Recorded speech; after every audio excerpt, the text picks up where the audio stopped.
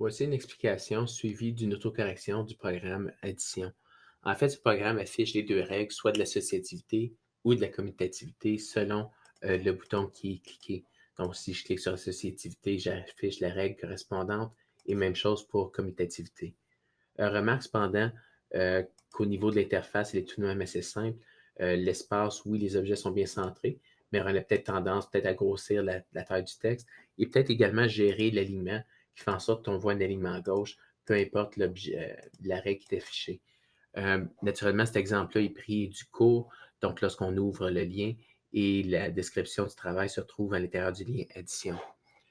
Maintenant, si on regarde peut-être l'autocorrection, donc suite à ton projet, tu peux vérifier, continuer la vidéo pour vérifier, voir quels sont les éléments qui sont importants afin de t'assurer que ton programme soit le plus complet possible. Donc, ce que tu vas vouloir au point de départ, c'est t'assurer que ton interface utilise bien l'espace disponible. Donc, au niveau des règles de commutativité ou associativité, quand je clique sur un ou l'autre, tu vas remarquer que le texte est bien centré d'un côté et de l'autre, peu importe la règle. Et je vais te montrer comment également ajouter le même code pour les boutons parce que j'ai le code qui affiche associativité et commutativité, mais je n'ai pas encore placé le code pour les boutons. Donc, au niveau de l'interface, les éléments à t'assurer, c'est le nom des objets, LBL en minuscule suivi d'une majuscule avec un nom significatif pour le label, les boutons BTN, par exemple associativité, BTN commutativité, pour chacun d'entre eux. Ça, c'est les propriétés qui ont été modifiées. J'ai changé également la taille du texte pour bien utiliser l'espace disponible. Remarque que le label ici, j'ai utilisé la propriété AutoSize est égal à false.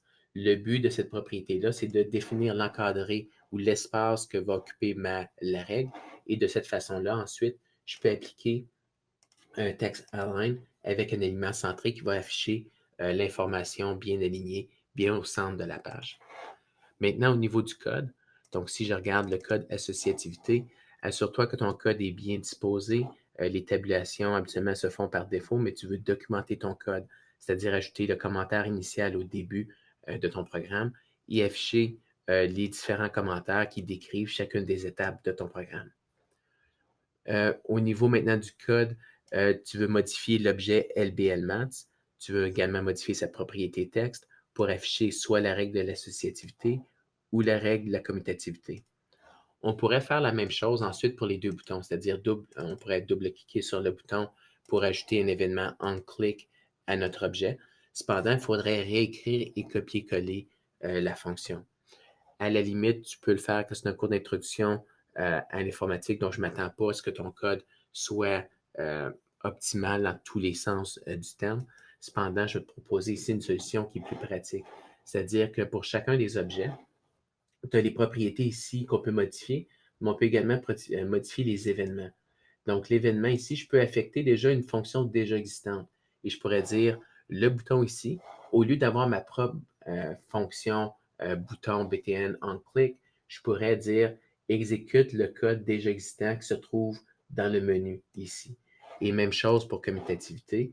Je lui dis, au lieu de créer sa propre fonction, je pourrais double-cliquer ici pour créer sa fonction, mais je peux lui dire exécute une fonction déjà existante, de sorte que quand j'étais sur commutativité, il va exécuter le code déjà existant de l'autre côté. Donc, de cette façon-là, ça me permet d'avoir exactement les mêmes fonctionnalités, mais sans avoir à réécrire deux fois le même code.